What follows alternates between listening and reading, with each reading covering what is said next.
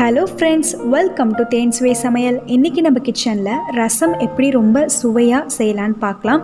வீடே மணக்கக்கூடிய ரசம், அதுவும் கடையில் வாங்குகிற ரசப்பொடி இல்லாமல் நம்ம வீட்டு பொருட்களை வச்சே எப்படி ரொம்ப சூப்பராக செய்கிறதுன்னு பார்ப்போம். வாங்க கிச்சனுக்கு.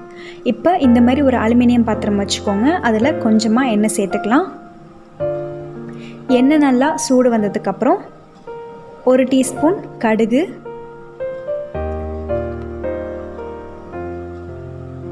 1 டீஸ்பூன் உளுத்தப்பருப்பு,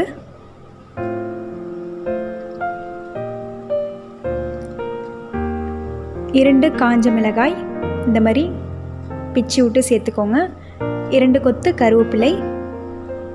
இது பார்த்திங்கன்னா நான் 2 பூண்டு, முழுசாக 2 பூண்டு எடுத்திருக்கேன். 1 பச்சை மிளகா, 2த்தையும் நல்லா உரலில் நசுக்கி சேர்த்துருக்கேன். நல்லா நசுக்கிக்கோங்க. நசுக்கிட்டு சேர்த்திங்கன்னா ரசம் ரொம்ப மணமாக இருக்கும். இப்போது இதை நல்லா எண்ணெயில் வதக்கி விடுங்க. இந்த பூண்டோட வாசனை தான் இந்த ரசத்துக்கே நல்லா மணம் கொடுக்கும்.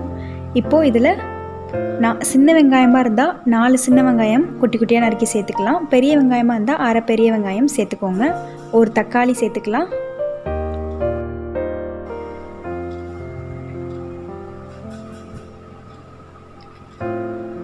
தேவையான அளவு உப்பு,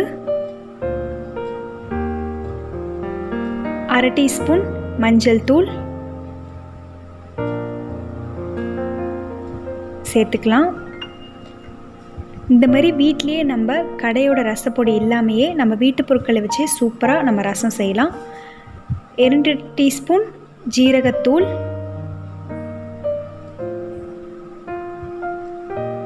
அது கூடவே கொஞ்சமாக நம்ம பெருங்காயத்தூள் சேர்த்துக்கலாம்.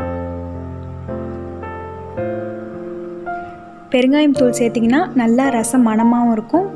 நம்மளுக்கு இந்த வாய்வு தொல்லை இதெல்லாம் எல்லாமே போயிடும்.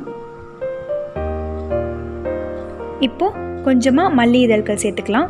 மல்லி இதழ்கள் முன்னாடியே சேர்க்குறதால நம்மளுக்கு நல்லா ரசம் டேஸ்ட்டாக இருக்கும்.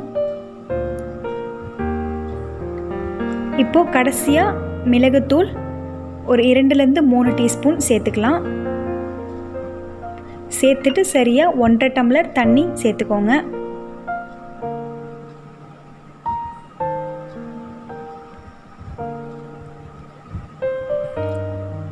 இப்போது இதில் நான் கொஞ்சமாக புளியை கரைச்சி வச்சுருந்தேன், அதை சேர்த்துக்கலாம்.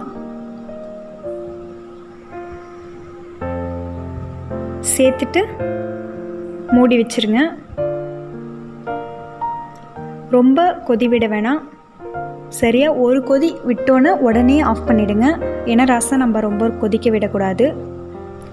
இப்போது சிம்மை ஆஃப் பண்ணிடலாம். அவ்வளோதான் ஃப்ரெண்ட்ஸ், நம்மளோட சுவையான வீடே மணக்கக்கூடிய ரசம் ஈஸியாக ரெடி ஆகிடுச்சு. இது நீங்களும் வீட்டில் ட்ரை பண்ணி பாருங்கள். ட்ரை பண்ணிவிட்டு மறக்காமல் ஷேர் பண்ணுங்கள், லைக் பண்ணுங்கள், கமெண்ட் பண்ணுங்கள். இது வரைக்கும் எங்கள் சேனலை சப்ஸ்கிரைப் பண்ணாமல் இருந்தீங்கன்னா மறக்காமல் சப்ஸ்கிரைப் பண்ணிக்கோங்க. பெல் ஐக்கானை கிளிக் பண்ணிக்கோங்க. தேங்க்யூ.